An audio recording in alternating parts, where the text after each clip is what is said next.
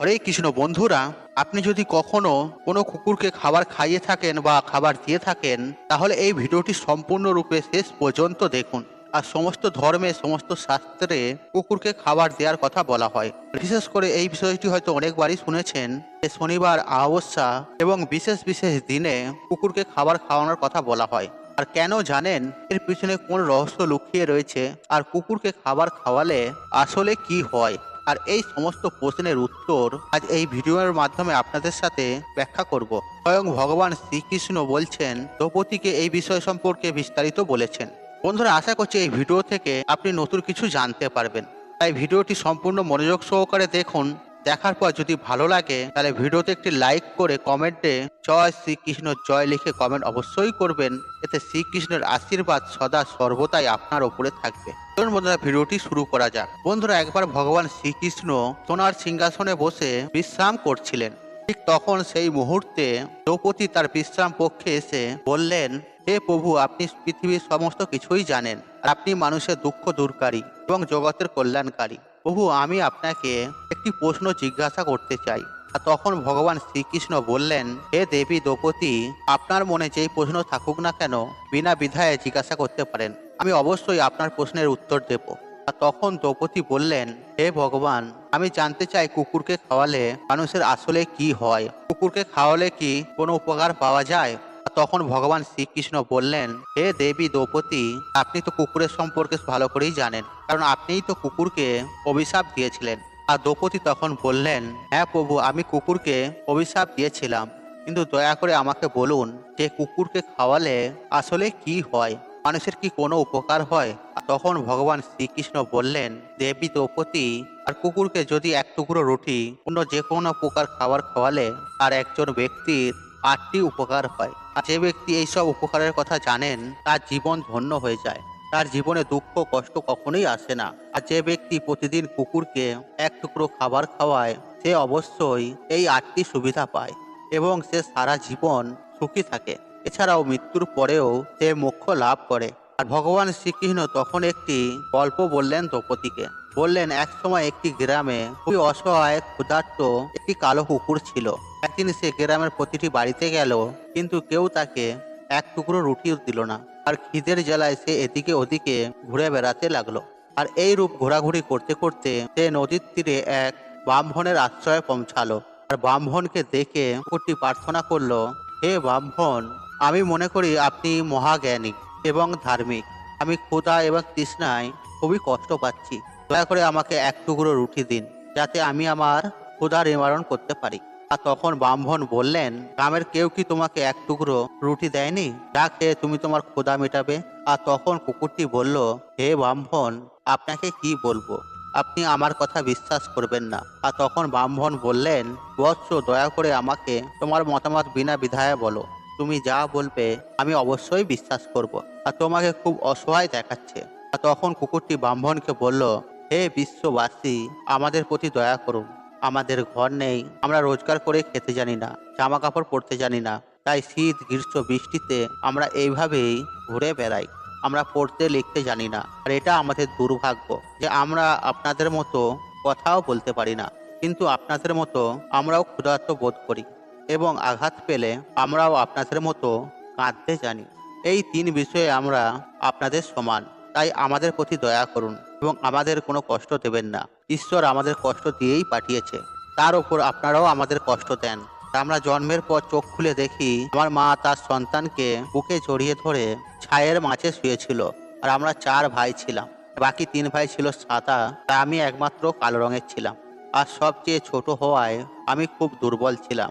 আর যখনই প্রয়োজন হতো আমার মা আমাদের কাছে আসতো, কারণ তাকে নিজের খাবারের ব্যবস্থা করতে হতো। আর সে যদি খাবার না খায় তাহলে সে আমাদের দুধ দেবে কি করে? আর আমাদের দুঃখী মা সবসময় আমাদের খাবারের জন্য দৌড়াতো। আমার মা গ্রাম রক্ষায় সারা রাত জেগে থাকতো, অচেনা কেউ যাতে গ্রামের দিকে না আসে, আর সেই জন্য এটা করতে বাধ্য।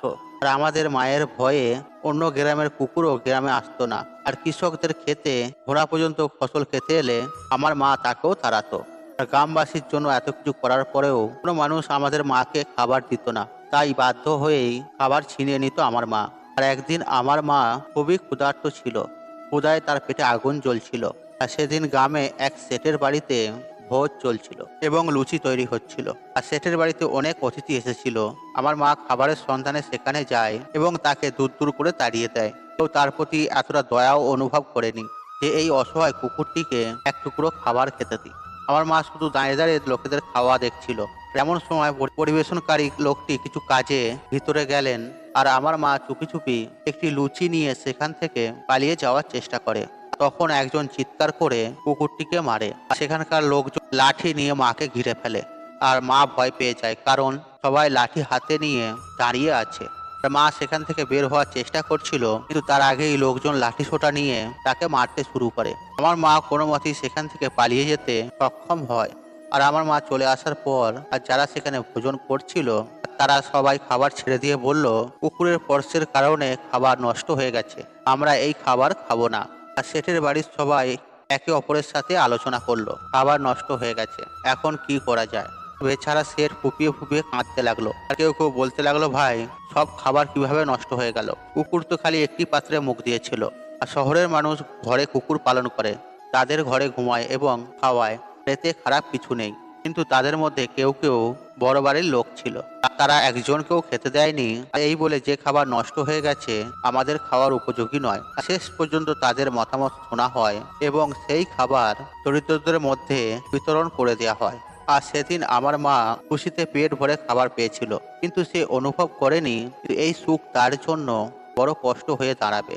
খাবার খেয়ে সে যখন আরামে শুয়েছিল, তখন সেট লাঠি নিয়ে তার কাছে এসে তাকে মারধর করতে লাগলো। সে পালানোর সুযোগ না পেয়ে লাঠি সোঁটার আঘাতে জোরে জোরে চিৎকার করতে থাকে। আর মায়ের চিৎকার শুনে পাথরও গলে যেত, কিন্তু সেই সেটের হৃদয়ে দয়া হলো না। কিন্তু সে তাকে প্রচন্ডভাবে প্রহার করতে লাগলো। আর মায়ের যন্ত্রণা গোটা গ্রামে শোনা গেল, কিন্তু কেউই এগিয়ে এলো না তাকে বাঁচাতে। অবশেষে সেই সেটের লাঠির আঘাতে আমার মা মারা গেল। আর ক্ষুধার কারণে মানুষের বুদ্ধিও নষ্ট হয়ে যায়। আর আমরা তো পশু। আর মায়ের মৃত্যুর পর আমরা 4 ভাই অসহায় হয়ে পড়ি। ক্ষুধা, তৃষ্ণা ও শীতের কষ্ট সহ্য না করতে পেরে আমার 2 ভাইও মারা যায়। আমরা 2 ভাই কোনো মতে বেঁচে যাই। তারপর বুঝলাম মানুষ কতটা স্বার্থপর। আমরা যতই তার সেবা করি না কেন, আর তারা আমাদের কষ্ট বোঝে না। বন্ধুরা, কুকুরটি আরো বলে, হে ব্রাহ্মণ, আমাদের দুর্বলতা এই যে আমরা সেই স্বার্থপর লোকেদের নিয়ন্ত্রণে থাকতে চাই। আর যারা আমাদের কষ্ট দেয় এবং যারা আমাদের খাবার দেয় না, আর তারা জানে না আমরা তাদের জন্য কত উপকারী। আর এরপর ভগবান শ্রীকৃষ্ণ বললেন, হে দেবী দ্রৌপদী, যদি কেউ কুকুরকে খাবার খাওয়ানোর উপকারিতা জানে, তাহলে সে তার জীবনে অনেক ক্ষতি এড়াতে পারে। আর শাস্ত্র মতে প্রথম রুটি গরুকে দেয়া হয় এবং শেষ রুটি কুকুরকে দেয়া হয়। আর এটি এক ধরনের সংবেদনশীলতা এবং সহযোগিতার প্রতীক। আর এটা সত্য যে মানুষ ঈশ্বরের বিধান প্রায় ভুলতে বসেছেন, তাই অস্বাস্থ্যকর কর্ম তাদের জীবনে নেতিবাচক প্রভাব ফেলে। আর প্রকৃতপক্ষে আমরা যখন আমাদের জীবনে পবিত্রতা এবং ন্যায়পরায়ণতাকে স্থান দিই না, তখন আমাদের নেতিবাচক প্রভাবই সম্মুখীন হতে হয়। এই কথা ভারসাম্যপূর্ণ সঠিক জীবনযাপনের জন্য। আর এটি গ্রহণ করা আমাদের শাস্ত্র সমৃদ্ধি শান্তির দিকে নিয়ে যায়। আর কুকুরকে খাবার খাওয়ালে মানুষের জীবনে শুভ ফল পাওয়া যায়। আর এতে আমাদের জীবন সুখী এবং সমৃদ্ধ হয়। আর ভগবান শ্রীকৃষ্ণ এরপর বললেন, কুকুরকে খাবার দেওয়ার প্রথম উপকারিতা হলো শনি গ্রহের নেতিবাচক প্রভাব এড়ানো যায়। আর শনির মহাদশার সময় মানুষকে প্রায় বিভিন্ন সমস্যার সম্মুখীন হতে হয়, যা অর্থনৈতিক সংকট, যা অন্যান্য সমস্যার সৃষ্টি করতে পারে। আর কুকুরকে খাবার খাওয়ানো শনির প্রভাব কমায় এবং এর নেতিবাচক প্রভাব থেকে ব্যক্তিকে স্বস্তি দেয়। আর দ্বিতীয় সুবিধা হলো, আর কুকুরকে রুটি খাওয়ালে আপনার ঘরে নেতিবাচক শক্তির প্রভাব কমে এবং আপনার ভাগ্য আপনার পক্ষে হয়ে যায়। আর এটি আপনার জীবনে নেতিবাচকতা ও সুখ শান্তির অনুভূতি বাড়ায়। আর তৃতীয় উপকারটি হলো, আর কুকুরকে রুটি খাওয়ালে আপনি দেবী লক্ষ্মীর আশীর্বাদ পান এবং আপনার বাড়িতে সমৃদ্ধি ও সম্পদ বৃদ্ধি পায় এবং আপনার জীবনে আর্থিক শক্তিশালী করে। আর চতুর্থ সুবিধা হলো, কুকুরকে খাবার খাওয়ালে আপনার ঋণ বাড়ে না। যারা ইতিমধ্যে ঋণগ্রস্ত তারাও এর থেকে মুক্তি পান। এটি আপনার আর্থিক অবস্থার উন্নতি করে এবং আপনাকে ঋণ মুক্তির সুবিধা প্রদান করে। আর পঞ্চম সুবিধা হলো, সকাল সন্ধ্যা কুকুরকে খাওয়ালে আপনার ব্যবসা খুব ভালো চলে। এতে আপনার ব্যবসায় লাভ বাড়ায় এবং আপনার পরিবারকে সমৃদ্ধির দিকে নিয়ে যায়। আর 6 নম্বর সুবিধা হলো, কুকুরকে রুটি দিলে আপনার আয়ু বাড়ে এবং আটকে থাকা টাকা ফিরে আসে। আর এটি আপনার স্বাস্থ্য আর্থিক অবস্থার উন্নতি করে এবং আপনাকে বৃদ্ধ বয়সে সুখী হওয়ার যোগ দেন। আর সপ্তম উপকার হলো, কুকুরকে খাবার দিলে সবসময় আপনার স্বাস্থ্য ভালো থাকবে এবং আপনাকে মানসিকভাবে শক্তিশালী রাখে, মন প্রাণবন্ত থাকে এবং আপনার মনে ভালো চিন্তা আসে। আর এটি আপনার জীবনকে সুস্থ, সুখী এবং সমৃদ্ধ করে। আর ৮ নম্বর উপকারিতা হলো কুকুরকে রুটি খাওয়ালে ঈশ্বর সন্তুষ্ট হয়, কারণ কারণ ঈশ্বর সমস্ত জীবের জন্য চিন্তিত আর সমস্ত জীবের মধ্যে বিরাজিত। তাই ঈশ্বর সর্বদা সেই ব্যক্তির প্রতি সন্তুষ্ট হন যে সমস্ত জীবের প্রতি দয়া করে। এই কারণে সেই পরিবারের উপর সর্বদাই ঈশ্বরের কৃপা আশীর্বাদ থাকে। বন্ধুরা, কিছু লোক বিশ্বাস করে যে কুকুরের কান্না মৃত্যু বা কষ্টের মতো অশুভ ঘটনা ঘটায়। আর এটি একটি পৌরাণিক বিশ্বাস এবং এটি অনেক সম্প্রদায়ের মানুষের মধ্যে প্রচলিত। এই বিশ্বাস মানুষের মানসিকতার উপর বিশ্বাস, তাই কুকুরকে কখনোই কাঁদানো উচিত নয়। বন্ধুরা, এইভাবেই ভগবান শ্রীকৃষ্ণ এক গল্পের মাধ্যমে দেবী দ্রৌপদীকে কুকুরকে খাবার খাওয়ানোর উপকারিতা বললেন। তাই বন্ধুরা, শুধু কুকুর নয়, যে কোনো অবলা জন্তু পশুকে বা অসহায় মানুষকে আপনার সাধ্য ও সামর্থ্য অনুযায়ী আপনি সাহায্য করুন। কারণ কথায় বলে, জীবে প্রেম করে যেই জন সেই জন সেবেছে ঈশ্বর।